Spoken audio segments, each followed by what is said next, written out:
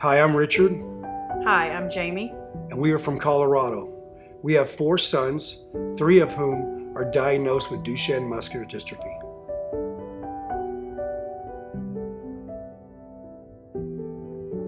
When Dominic was 2, he was a little more klutzy and fall down easy, and so I thought something wasn't right. So I took him to a neurologist, and they said just a little looser, or a little like his joints are loose. He might fall easy, but it's probably normal.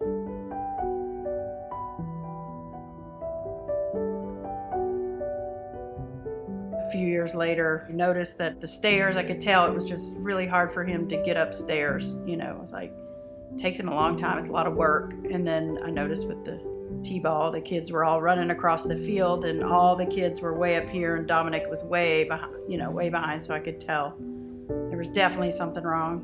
We decided to get him checked and tell the doctor about his issues. I always just walked on my toes as a kid, That's one thing that I noticed was different from everyone else, and I realized that I would get just tired just quicker. This elementary school, just trying to hang around with the other kids, noticing that some things were a little harder, a little bit more difficult.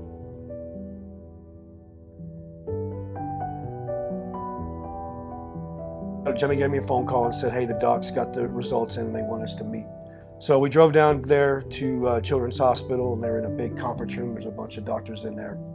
They set us down and they told us, okay, your son's results came back and he's got Duchenne muscular dystrophy. And I was like, okay, that's fine. What do we need to do? Let's get started on treatment. And the doctor said, no, Mr. Romito, you don't understand. There's no treatment, there's no cure.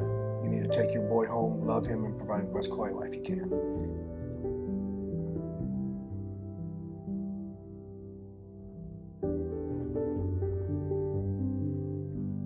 We were kind of in a year of maybe a little bit of denial, just a little bit of shock and all the things. And the doctors informed us that, well, there's a 50% chance that your other boys could have it too. And so, yeah, it was mortifying. We're just really scared. And so we waited a while to even get their blood work because we just didn't want to know. It was a big enough issue dealing with Dominic's diagnosis. So we waited till Caleb was born, and when Caleb was born, that's when we got them both tested. And then we got the really big bombshell. Yeah, we're sorry for him, but yeah, both those boys have DMD also. So now we got 3.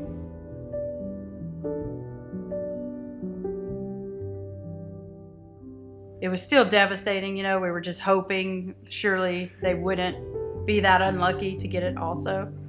We were pretty upset.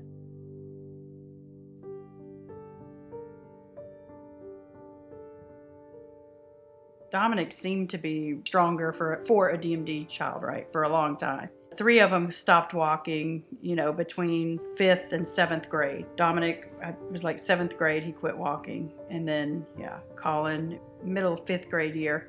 Colin he was a little weaker than Dominic, yeah. Caleb, he was 11 when he stopped walking, 6th grade. They have the interconnection, I guess you would say. I look at it, a bond as a twins would have, a twin brother, twin sister. And our oldest son, who doesn't have DMD, he's a huge part in his brother's lives. Nicholas. He's always there for them. He takes them fishing, he takes them out to eat, he spends a lot of time with them. I think it's been good for the younger ones too to look up to Dominic and ask questions. There's certain things that they lose the ability to do later that Dominic's already lost the ability to do. They can talk to him about it, and I think they do definitely have a special bond, being that they all have the same thing. So they understand each other,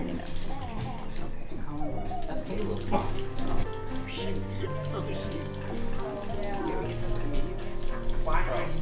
It's it's nothing.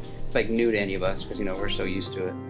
In this way, it's just kind of helped kind of go through it and go through the different steps and obstacles. Having older siblings have already been through it.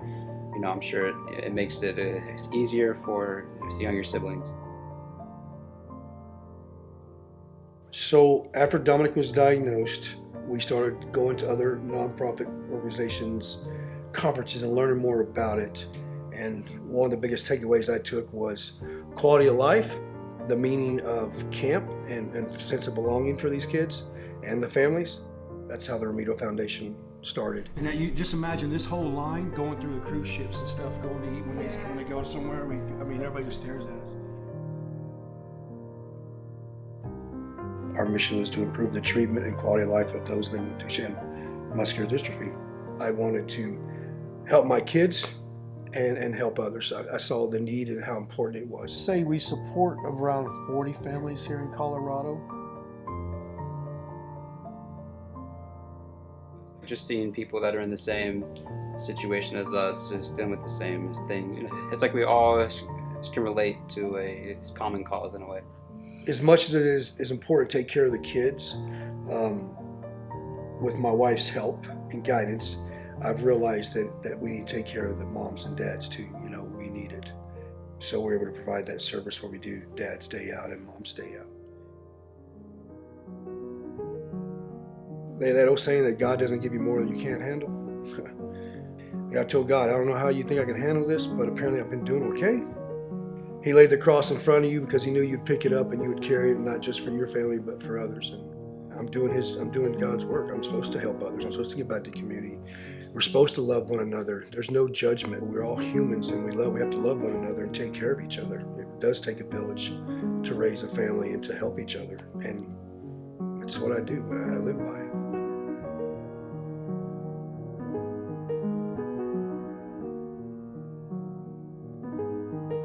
One of my highest hopes would be for there to be a cure, and then they don't have to live with this anymore. But as long as we are, we're just hoping they make the best of their life they have. We think as parents we want to do more, especially when our kids have a rare disease like this. Or am I doing enough for our children? Are they happy where we are right now? Are they happy with the lifestyle we're living right now? You're always questioning yourself. And I just had to come ask Dom, what can we do more? He's like, nothing. I live a good life. I'm happy. And I have to accept that, right? Trust, yeah. I have to trust that he's telling me the truth, and he is. But that's something that I have to deal with. Because what Dom told me that day, he's fine.